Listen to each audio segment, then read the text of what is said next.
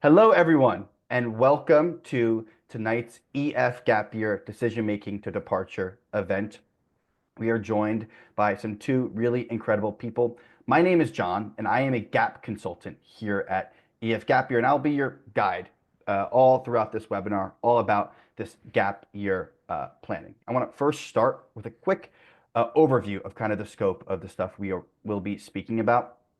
First, introduce our guests, and then we will speak about who we are as an organization. We're going to move on to what a gap year is, who it's for, how you can get started, some of our sample programs. We'll touch a bit upon the deferral process, and then we'll get into our distinguished guest panel Q&A. So with that being said, I want to first uh, introduce you all into who I am. I too was once in your shoes in a very similar sort of webinar. I am an EF Gap Year alum. After having so many impactful and memorable experiences and staying connected in our alumni network, I started working for EF the day after I graduated college, helping families figure out whether or not a gap year is right for them. It also led me to joining the Gap Year Association, being a part of their board. So if it's not clear enough, I was immensely impacted by my own Gap program and really believe in the transformative abilities of gap years. We're also fortunate enough to have Christian Meyer joining us this evening. Christian, would you mind giving us a quick intro of who you are and the experience you bring into the conversation tonight? Absolutely. Hi, everybody from Boston. My name is Christian Meyer. I work here at EF with John. I help run our university program. So the part of EF that focuses really on building study abroad programs for colleges and universities. Have been at EF for about 10 years in sort of our high school division and then gap year, and then college and universities. But we actually specialize a lot in sort of building programs for colleges and universities in first year programs. So right in the gap year window that has gotten very popular, which I'll talk about a little bit later, but has me interacting a lot with admissions teams around the country. Just last week we had Princeton and Dartmouth and Northwestern and Vanderbilt all at the office, their admissions directors, to talk about these very issues. So excited to talk about them with you. I also have four boys, all in and around college age. So two just graduated, one is in college, one is the caboose is junior in high school. So for the parents out there, I am right in the same boat with you, and just excited to share some perspectives. Amazing. Thank you so much, Christian. We're also super fortunate to have Thomas Caleel with us today, bringing his impressive background and knowledge into this conversation. Thomas, same thing for you as well. Do you mind giving a quick intro of the experience and who you are tonight? Absolutely, John. And Christian, thank you very much for the invitation to be here. This is a lot of fun. My background in education, I've been an entrepreneur for most of my career. Took a little bit of a detour in 2005 and went back to serve as a director of MBA admissions and financial aid for my alma mater, the Wharton School in Philly. Saw a couple of Philly people in the chat, which I'm glad to see, and realized that I loved education. I loved admissions. I really loved helping students and families figure out their path and achieve those goals. And so since 2008, I've been working with students on admissions from boarding school to undergrad to graduate school. I live in Santa Barbara now. I have Christian. I kind of smiled when you were talking about your family. I've got a junior in high school who is fast approaching the college process. I've got an eighth grader who is looking at what we're going to do about high school. And then our caboose, my stepdaughter, is in fourth grade. So I have a little bit of breathing room there. And Paddington, who you see on the screen, you may hear from him later if somebody walks by the house. Perfect. Thank you, Thomas. Well, Thank you. we are going to get into a full Q&A panel with both of you very shortly. But before we do so, I want to rewind a bit and give you some context of where we are coming from tonight. So just to begin, I want to tell you a bit about EF and who we are for those of you who may or may not know us. EF stands for education first. That's like the first question everyone always asks. And we are the world leader in educational travel. We've been doing this since 1965. And in that time, we have helped millions of people every single year see new places, experience new cultures, learn new languages, and just discover new things about the world and about themselves. So maybe you have heard of us already because we've worked with your high school, and maybe you've traveled with EF Tours or EF Explore America. We have over 50,000 EF staff located in 600 offices in 114 countries all around the world. So we have a pretty robust network, which also allows us to see really, or leaves us with a really unique perspective of what this shifting education landscape looks like. So we're going to be getting more into that, specifically on the conversation of gap years. And in the United States, gap years are sometimes talked about as a type of break from learning. And they can be thought of as maybe only for students who didn't get into college, or maybe people think that they'll make students fall behind. Around the world, gap years have already become the norm, and more recently, the U.S. has been adapting that view as more and more students are finding them to be incredibly meaningful and experiential opportunities for them. And really, these gap years are intentionally planned for self-growth and exploration, setting you up for even greater success at college or the workforce, whatever really is next for you. So if you have any sort of inkling that you might want to take a gap, but maybe aren't sure it's the right fit, or if you want to take a gap but don't really know how to make it happen, or maybe if you are deferring or or have been deferred from college and want to figure out how to use your time, you're in the right place. Tonight's webinar will talk all about that gap planning journey, especially for those of you who are still in high school and starting to think about college, and also for those who maybe are already in college or are graduating college. We have lots of programs that meet students in different points of their journey. And I want to also talk a bit about the gap year process. It's actually a lot simpler than you might think. There are three main parts, or main paths, if you will.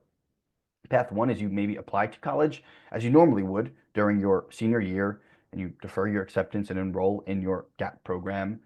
The second path could be committing to a gap year and then using your time to research and apply to colleges, or you could apply to colleges during your senior year and then choose to either defer or reapply during your gap year.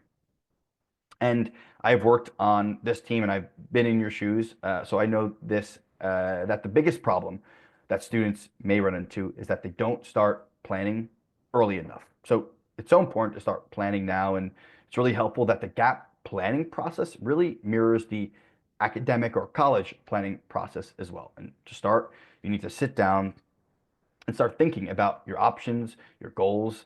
You need to be thinking about what you want to get out of this experience. So I'm going to zoom in a bit of a typical academic year, senior year timeline, and we actually have a full gap planning roadmap on our website as well that you can take a peek into that will help you navigate this process. And I also remember the nerves and the excitement of senior year all too well. There are a lot of emotions to balance, but it's also equally a really exciting time for you to take the reins, and there are so many really cool things to start looking forward to. So you probably know this timeline all too well, where you begin researching your college options and officially apply.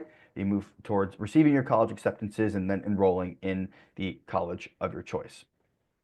The good thing is the planning for a gap year really follows a very similar timeline, and there's a big misconception that maybe you don't touch anything gap related until May or until after college planning. But just for someone, or just like any big decision that you make in life, when you leave it to the last minute, it can become stressful and hard to pull off. So you can really use that planning roadmap as a good way to find yourself in a situation where you are speaking with one member of our team and starting to look a little bit more into our options. So I also, as you look into those options, it's important to remember that there is no typical gap year student and no one reason to take a gap year. And what I mean by this is a poll that was taken with various reasons why students have taken gap years, and you can see some of the aggregate common responses uh, polled here. And as this chart shows, pretty much all of the uh, responses influence personal growth and learning in various areas of their life. So whether you identify as one or many of these types of students or circles, there's one thing that encapsulates all gap year students, I believe, is that you are curious and you are willing to think outside of the box. So our main goal is to just help prepare students for success in today's ever changing and increasingly globalized world. And we have our educational philosophy that really celebrates travel as a pathway to understanding that self-discovery. And you probably don't have all the answers just yet. Here are some photos of students who have taken gap years all across the world in some really incredible places. And you can see all of these photos stemmed from these students having a focused conversation and discussion around questions like, what am I curious to learn about and where could I learn it? Or do I want to learn or practice a language? How much structure or support do I want in my gap year? Or maybe something as simple as, are there places in the world that I've always wanted to travel to? And I'm saying these because what it really comes down to is goal setting and having that early planning. Asking yourself these questions early is truly how you can make the most of this productive year. And all of you who are in this process of deciding to take a gap and making it happen, you have a lot more power than you think. Myself and our gap year consultant team are set up to help you figure out what you want out of your gap and create a really unique plan that works for you for students who are in junior, senior year of high school, or also during their college process as well. What I was saying before is really talking with the different members of our gap year consultant team is really the best way to get your plans ironed out, because there are a lot of details that are unique for every single student. So you can see some of the steps here where just connecting with your gap year consultant. Maybe you have already connected with someone like myself over the phone or Zoom. In that case, continue that conversation where we outline those goals, interests, and motivations that I spoke about. Then creating an outline of a program that really fits your own unique desires, and then finalizing those program details and making sure you have any of those specific needs covered.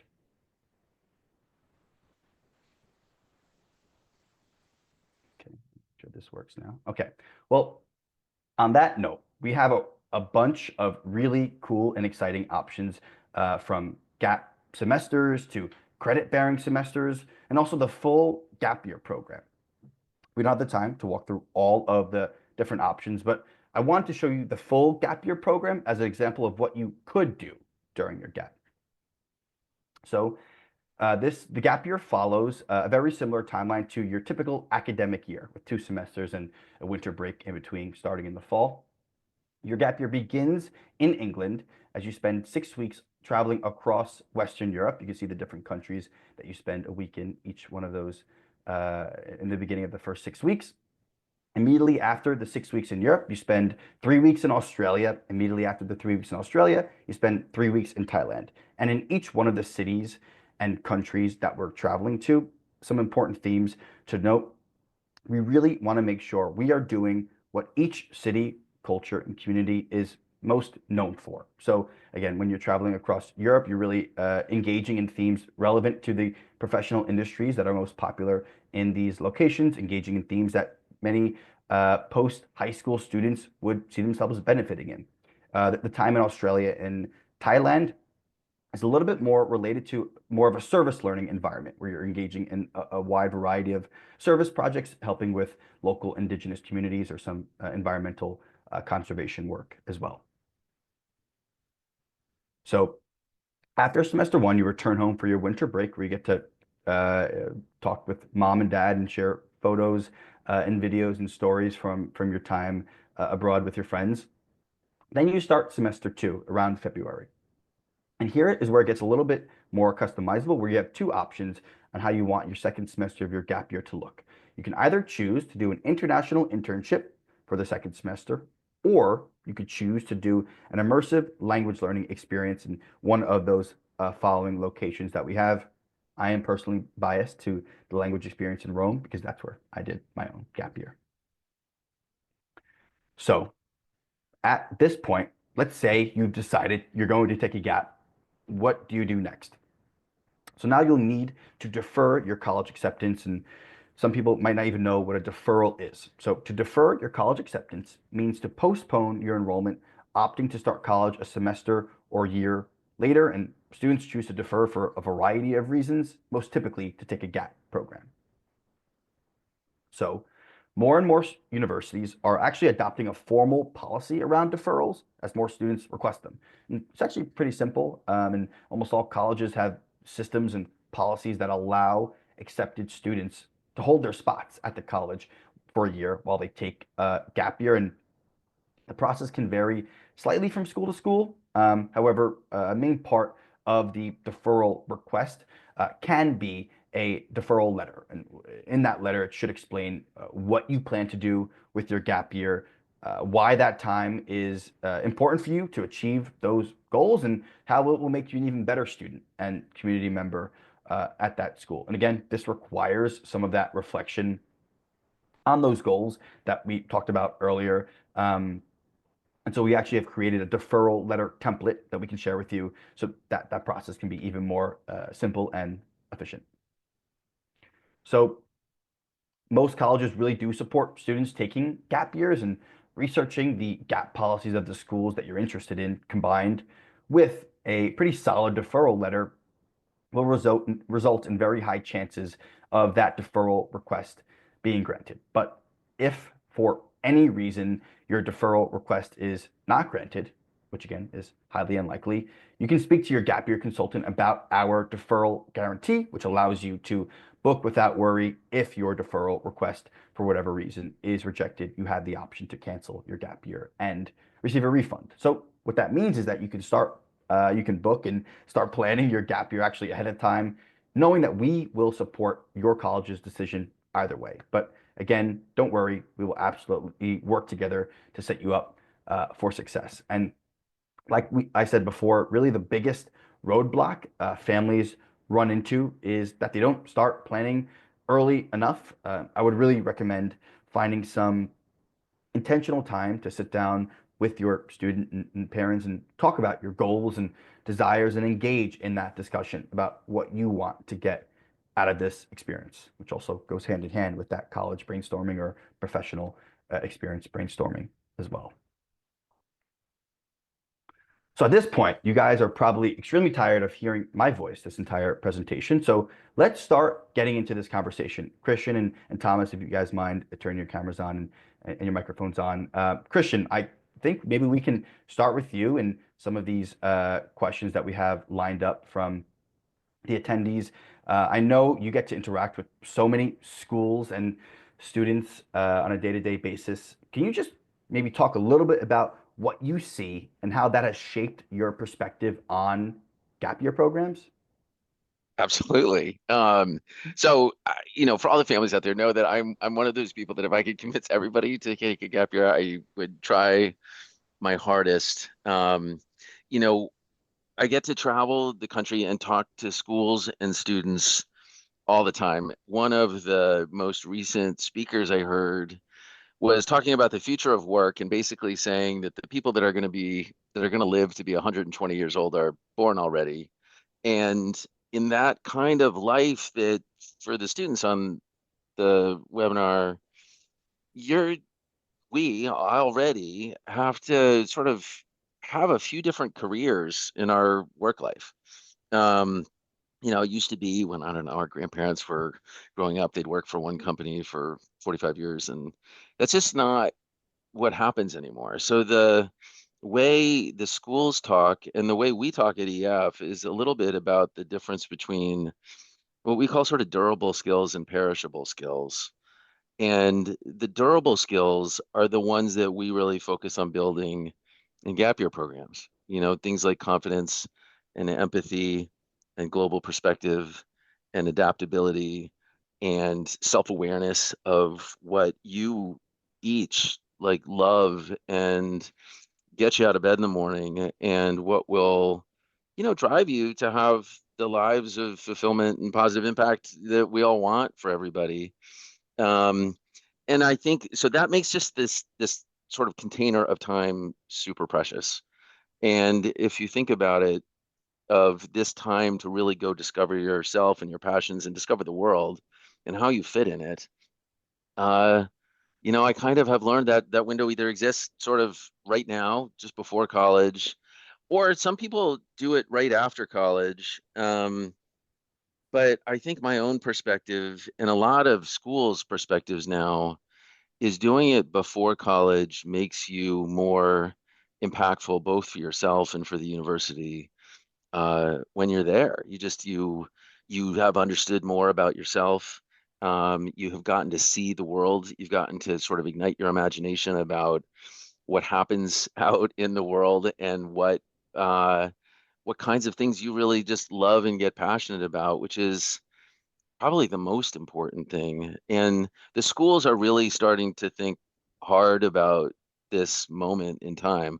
Harvard University, I will tell you, right in their admissions letter says, "Hey, Christian, welcome and congratulations on your admissions to Harvard. We really hope that you consider taking a gap year."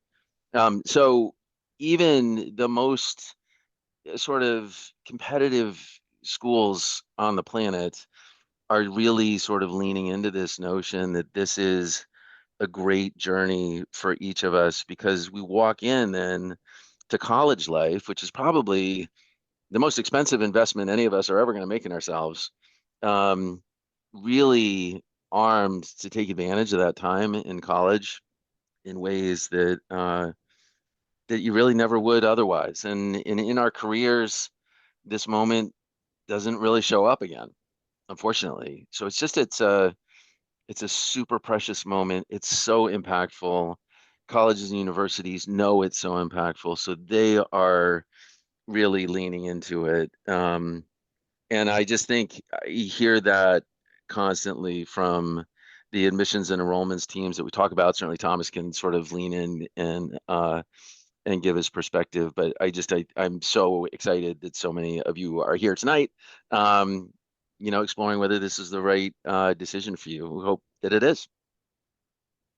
Amazing, Christian. Thank you. And also, just I want to refer to some Yeah. questions happening in the chat. Definitely excited to get into those. But also, for the sake of time, if anything that isn't answered, definitely connect with your gap year consultant to unpack some of these questions a bit more. But on that note, Thomas, would love to Yes. hear your perspective on this as well. I mean, you having had so much, having had robust experience with many students, can you maybe talk about some of the trends that you have seen on maybe the admissions side in regards to how these departments think about gaps?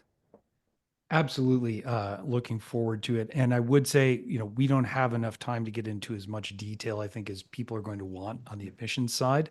So if they go to thomascaleel.com or follow, and then they can link to our socials, which is at admittedlyco on Instagram and TikTok, or also my podcast where I really break down a lot of these things.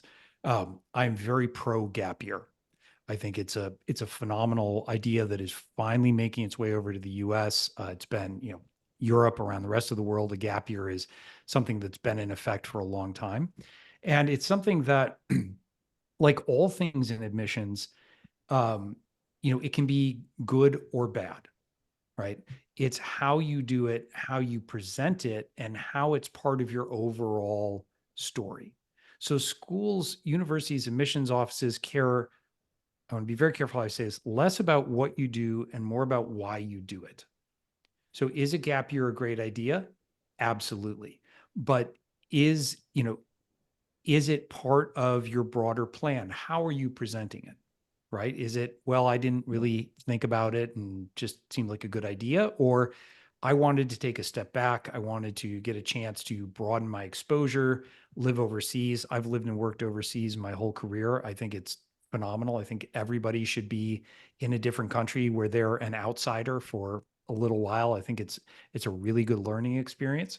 And showing that maturation, that growth, that strategic thought is very, very important when you then come back and approach the application cycle, because now you have this thoughtful thesis that you're presenting, and ideally you're making smart decisions around where you're doing your gap year and how you're using. I love that you have the different opportunities in the second semester, because you can really kind of tailor that to what you want to do. Are you doing an internship? Are you learning a language because you're more focused on like international relations or particular language or area of the world? That now makes sense and is really compelling and can be a big differentiator as you are applying to schools. I mean, Christian, you had the top group of schools in your office. I use Columbia as an example because it's nice round numbers, but last year they had 63,000 applications for 1,000 seats, right? And so whatever you can do to tell your story more effectively and more authentically really helps. That's astonishing. Appreciate that, Thomas. And Of course. would also love to, on that note, really hear your thoughts. And again, I'm sure there's a lot you can say on this, but maybe specifically on the pieces that maybe signify a student is ready or make a good candidate for a school. Well, I think one of the issues with undergraduate admissions, right? With graduate admissions, you kind of pick your entry point, right? You can work for a few years, you can, and that's nobody bats an eye if you say, I'm going to go work for 2 years and then apply to law school, right? Oh, great, no problem. But there's this kind of conveyor belt that's going on that tends to go on from high school to undergrad, where people are like, well, I'm done with high school, I'm going to go on to undergrad. And I think that it really, where are you in your maturity, in your journey? Are you accomplishing the things that you want to accomplish, right? And how are you putting your best foot forward for these schools? Because the schools are looking for self-awareness. Obviously, you take the standard, right? They're looking for academic achievement, intellectual curiosity. You're going to a school, you have to show that you can be successful in that environment, right? But then they're looking at the soft factors, the more the more personal factors, and that's where they're getting into the essays. They're looking at your activities, they're looking at the things that you've done to kind of evidence your interest in something, right? So if you say that I'm interested in engineering, for example, but you've never really engaged with anything engineering related, it's very hard for somebody to believe that, right? And so the more you can get out of your comfort zone, the more you can grow, the more you can try things, the better. Those things, by the way, don't need to be successful, right? You can try something and not like it, and that's a very valuable learning experience. To be competitive for a top school, you don't need to have an unbroken record of success, right? Failure, I actually think is very positive, and if it's framed correctly, it can be a very positive event in your growth. Love that, Thomas. Thank you for that. Christian, would love to have you weigh in as well, maybe in terms of the evolution and how you have seen spending time abroad maybe impact or transform that student, or maybe also on an employee as well.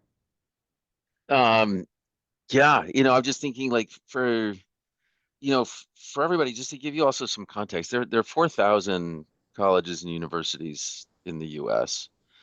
We, I realize, tend to talk about sort of the schools that, uh, you know, uh, are the very sort of most competitive schools. But I can just highlight one perspective, which is traveling the country and getting to visit so many institutions. Like there are amazing, amazing schools out there for everybody. So, I think the notion of getting in, like I as a parent now, I'm realizing, God, I spent so much time stressing about this topic. And, there are just such fantastic, innovative, amazing schools out there for every sort of match that I just want everybody to feel confident that it sort of exists on the other side. So when we talk about schools, like I am now, out talking to schools, like Colorado State University is now talking with us about Mm. actually guaranteeing admission for students that go on sort of our international programming. So they're so excited about welcoming your skill sets into their university life that they are starting to say, God, we need sort of more.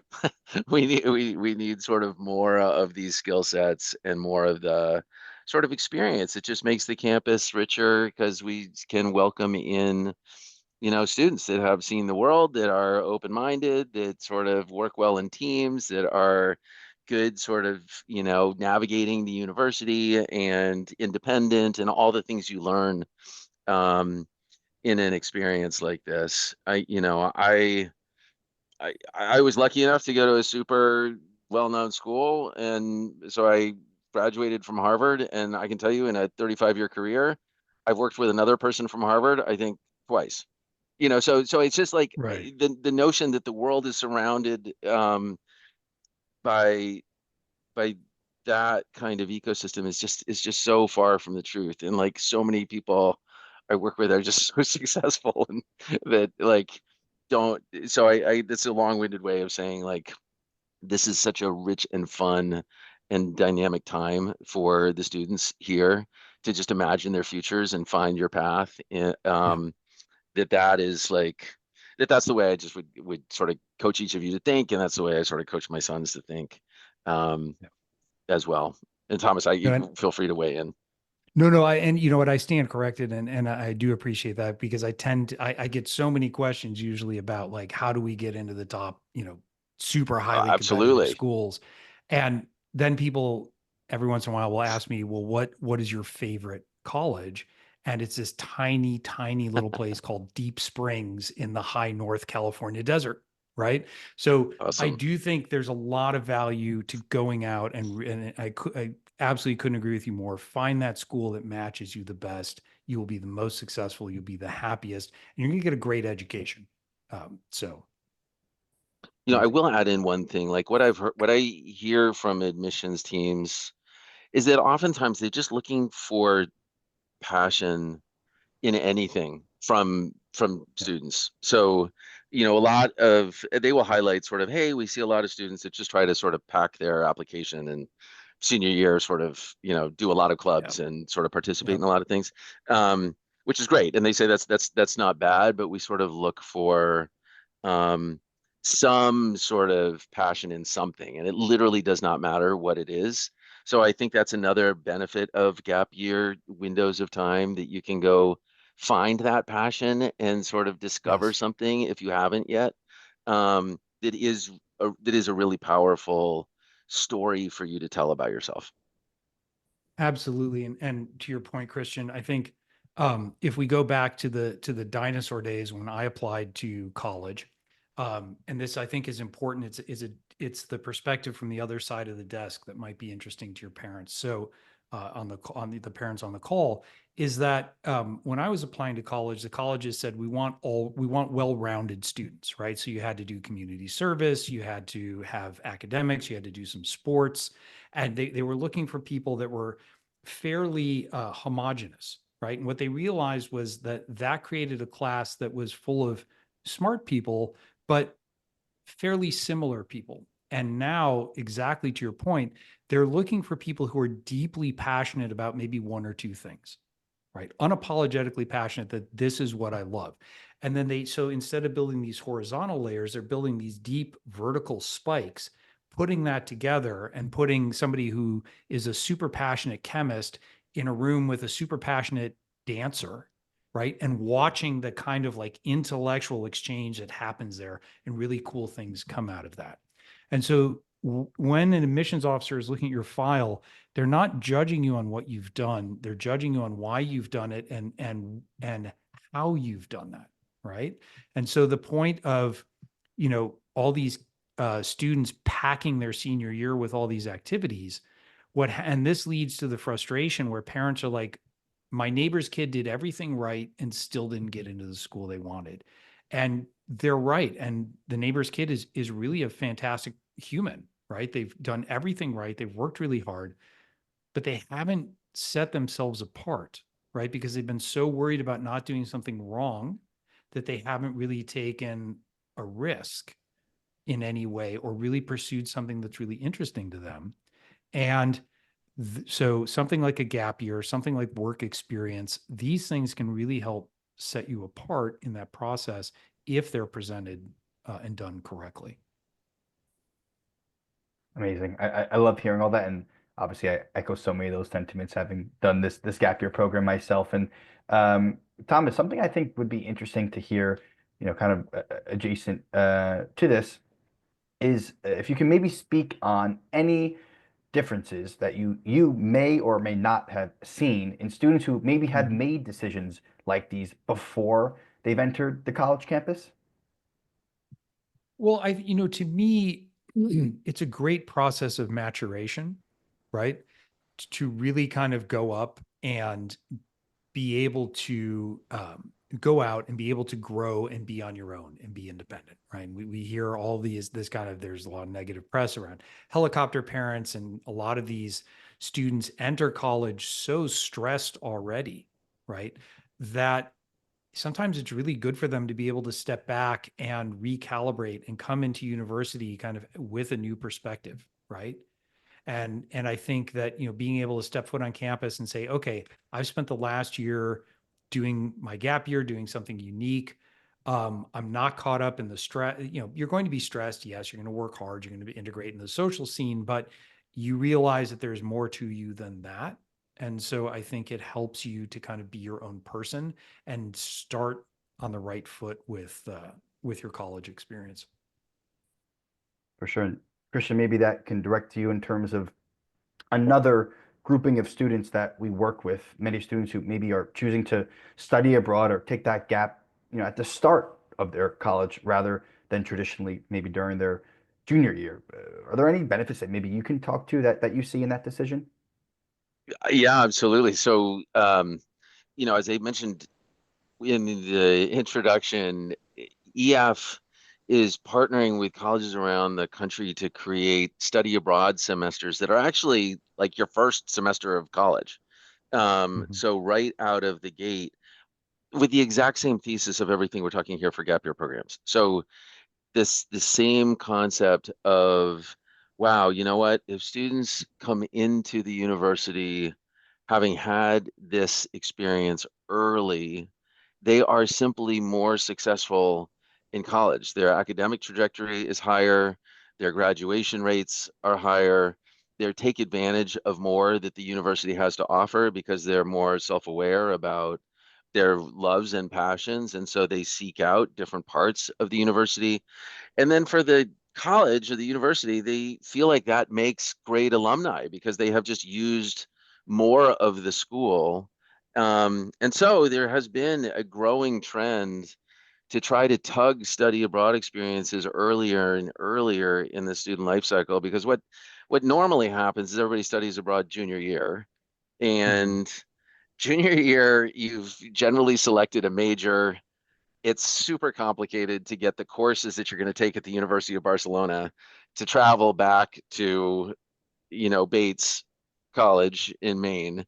And trying to get your major sort of requirements done is hard. And like typically all of us don't choose the University of Barcelona because it's going to help our major. We choose it because we're really excited to go abroad and we're really excited to Because go to it's Barcelona. And Barcelona. so, yeah, and so you get there and you're like, I watched my son basically pick his courses out of a hat Mhm. when you are thinking, oh my God, this is uh these courses are kind of important. They're expensive. Like so Yeah. so there's just, I think, a growing understanding that if you put these international and global perspective experiences earlier in your college and higher ed journey, you can just use that time more effectively. It's more impactful and you get more benefit from it because you had it and because it's early. And a lot of those students that actually do it first semester of college go on to do it again in Yeah. junior year. So these are just growing trends in schools that are realizing also that it's a way that they're attracting students to their institution, that their students are excited to go experience the world because they didn't make the decision that you're contemplating right Yeah. now to do a gap year. like they missed that window, and so now this next window is opening up, and it's getting popular for all the students that didn't have the foresight to be on this webinar talking to us right now. Absolutely. And if I can jump in, because there was a question that was asked that, and it was a parent saying that, this, we're talking so much about kind of college and admissions, and they had joined wanting to understand more about the gap year, right? And so I think maybe we did jump right into admissions. We jumped into college. And the reason for that, at least from my perspective, is that a gap year, yes, it's great to go and figure out what you're passionate about, et cetera. Right. It's a really critical part of that. But you have to do it mindfully, right? You have to do it in a way that you're looking at the end goal, because what happens? Let's talk about timing, because timing is very, very important. So if and John put up a really nice slide in the beginning and said, look, you can apply, get in, and defer, or you can take a gap year and then apply the following year. Okay. If you are trying to figure out your passions and your direction through a gap year, that's great. But if you just go and do the gap year, the admissions deadlines come up really quickly in like January. So halfway through your gap year, you need to be submitting applications. And that doesn't include University of California system, and it doesn't include early decision. I'm just talking about regular decision. And so I think it's very dangerous to just jump into a gap year and say, well, I'll figure it out as I go along, without some element of foresight and strategy, because all of a sudden you're in January and now you're scrambling to try and figure out, and you could have been more strategic and maybe picked a gap year that fit with things you thought you were interested in. Because if you miss that next application deadline, then you have a full another year before you can apply. And so we really want to sit, I think I always want to set students up for success, no matter what path they take. And just, I think it's important to kind of frame all this and why, we're talking about all this as kind of an integrated unit. Sure. And for anyone who also wants hands-on, curation with those plans and timelines, again, there's so much we can get into in this webinar, but speaking with your gap year consultant to, again, give you that great context in terms of what plan is best for you in terms of what you want on the college admission side is also a great next step after this webinar as well. And Thomas, on that note, I want to also Sure. point a conversation back to you in terms of, I just think it would be extremely valuable for the students and families who are here this evening to hear from you specifically on maybe the skills or the tools needed for students maybe to be successful in today's, modern evolving world. In terms of once they leave college, or just in general? I would say that make them successful during college and also maybe as they enter, the graduate school or maybe their professional career as well. Sure, fair enough. Well, I think, and I'll caveat this by saying, look, I'm a parent, and I certainly don't get everything right, not even close. Depends on which of my children you ask. The percentage probably shifts. The older they get, the less they think I know.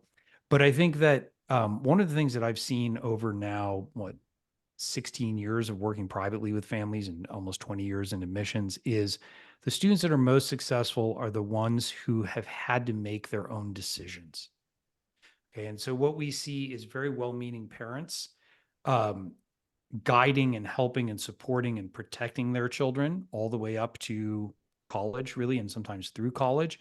And what happens is they don't have the resilience or the independence sometimes. And so when they're faced with something like an admissions process, so you say to them, what's your passion? What's your voice? And they don't have that answer, right?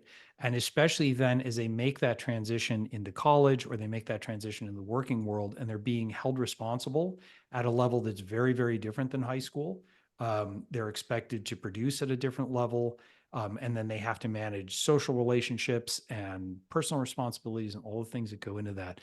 So I think that resilience is very important, right? Teaching resilience, letting them fail to, obviously not crash and burn, but make some mistakes and learn from that and recover from that.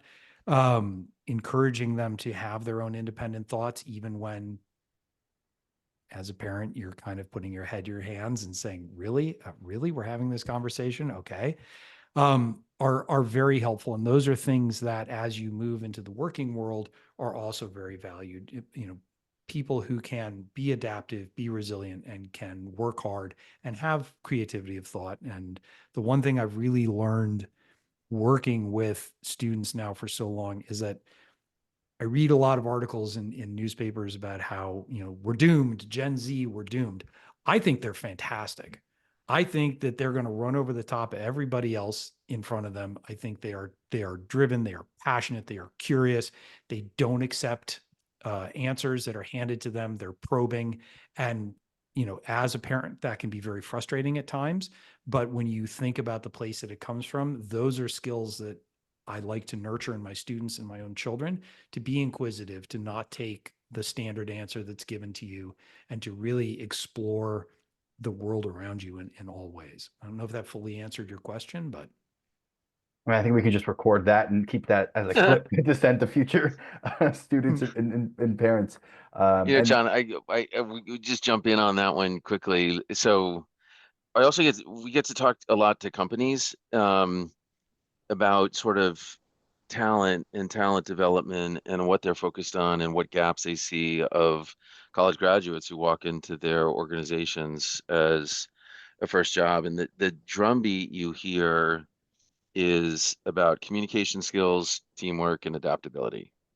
Those three companies feel like they can't teach.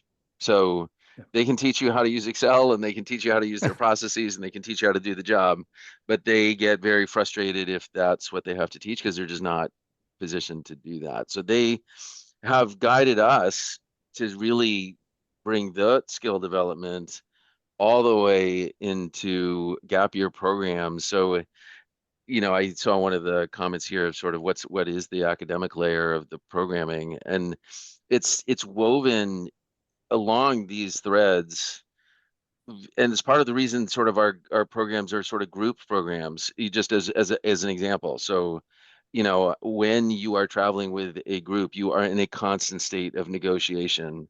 You are in a constant state of authentic communication. You are having to communicate and sort of have some agency to learn to find your voice. And these are subtle things, but so critical. And adaptability, like things go wrong. The planes are late. Whatever happens, you lose your Metro pass. These, to Thomas's point, these like small failures are the resilience building mechanisms that are sort of critical in this window because I think in this day and age, when you've got your phone in your pocket and you can sort of protect yourself from failure almost all the time, um, these environments really do sort of give everybody freedom and independence inside the container of, really beautiful programs that we build. So I think those are sort of the grounding mechanisms that we think about when we design the programs. Are like you're going to walk out the other side understanding more about yourself, understanding how to sort of communicate and be good teammates to others. Are you going to sort of create some empathy skills and understand like just different cultural norms and ideas sort of that surround us, uh, and be able to be sort of adaptable and resilient? I think to Thomas's point, like companies want to know that Yeah. we all, me too, can just deal Mhm. when the markets change, when things change, when Yeah. just change, period. Change is accelerating, and sort of learning to be comfortable with that is a big deal for employers for sure. amazing. And also, I promise to everyone in the chat, I will get to all of those questions. Just want to maybe hear from some closing remarks from Christian and Thomas, because I know we have some time constraints here. Christian, maybe we can start with you. You mentioned you are a fellow parent of four kids, all who have gone through the college processes or going through them. Since we have lots of parents on this call, are there any maybe specific tips or advice that you would give to them as they start to discover if this could be the right fit for their students? I mean, personally, my perspective is there's no wrong decision here for sure. And in the grand scheme, whether you do or don't do a gap, I'm a, super proponent of doing it just, because I sit on the other side of a long career thinking, God, there was no other window Yeah. that showed up for me. That sort of is now, maybe you dream about doing it in retirement or something, but like this moment of time is just super precious, and so magical to even get to contemplate it. So I think that is one. I think with my own sons, they got super stressed out about falling out of rhythm with their friends. Like that was a big Yeah. thing that they sort of were struggling to get their heads around, of like, oh my God, but all my friends are going to go off to college this year and I'm going to go to Berlin. Um, and I will not be sort of on pace with, on the same timing as them. Um, and that lasted about, I don't know, half a minute, but like to get over it. But it's big. It's a real. Yeah, it I is. get that it's sort of a very real stress of probably the students on the phone, but like I think again, once you're in, and that goes away almost instantly. But it was a big deal for them. Like that was probably the most dominant thing Hmm. that we ended up talking about. But we just know that we're here to support all the families in whatever decision that you make. Um, it's just exciting to get to talk about the possibility of these adventures. So we are here to support you with whatever you decide, and hope that you explore a little bit with your gap consultant to take the idea a little bit further if you've got more questions or imagination. Great.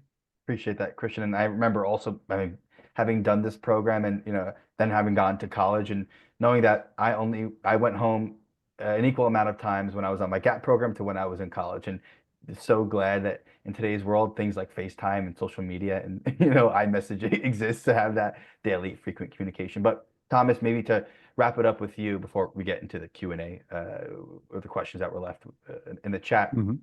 Would just love if there are any other maybe final pieces of tips or advice that you would maybe offer to current students going through this process.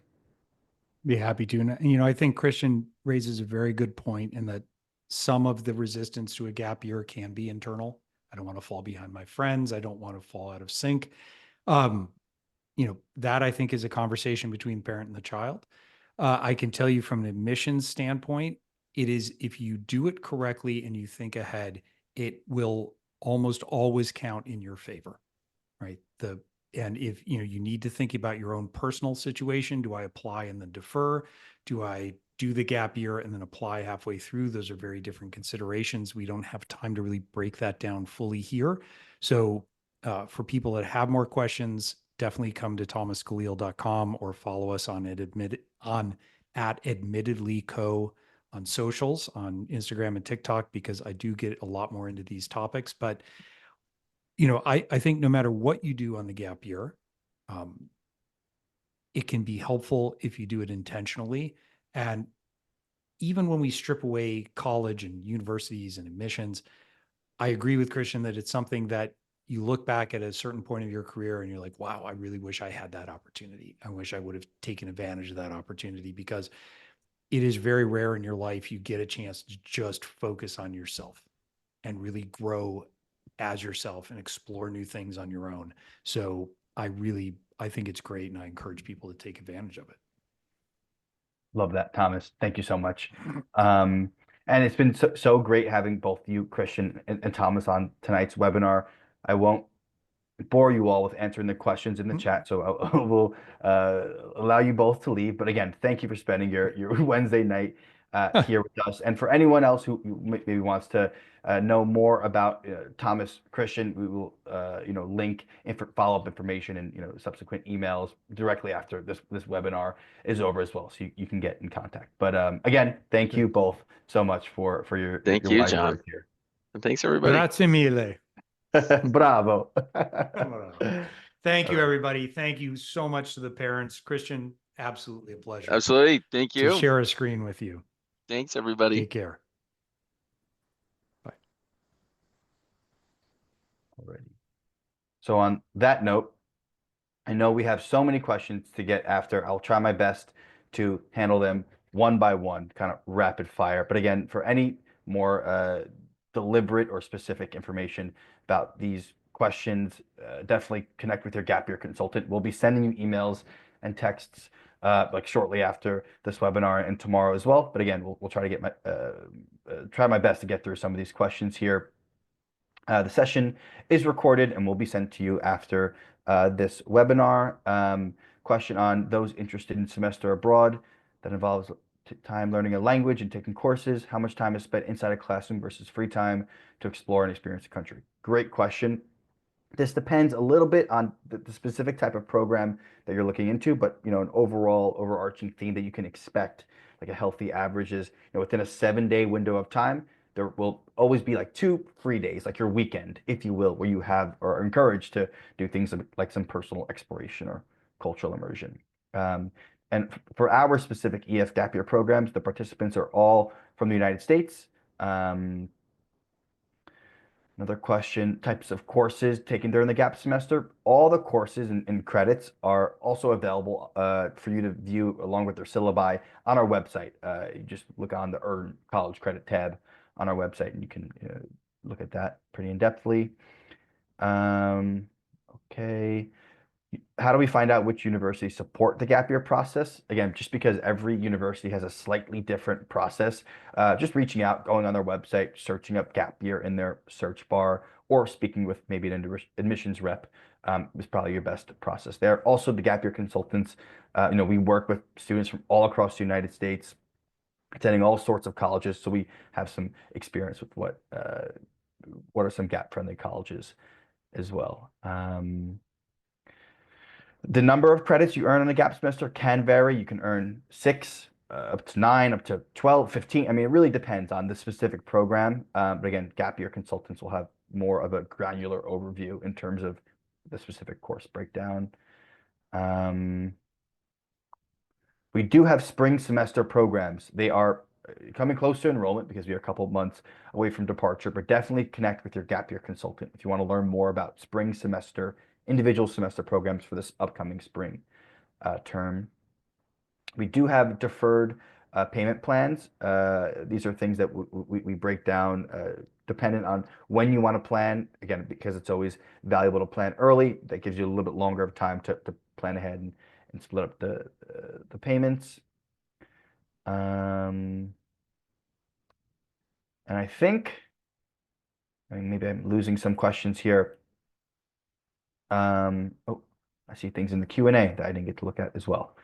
Alrighty. How many students are typically in a cohort? Around 20 to 25 students in one specific cohort.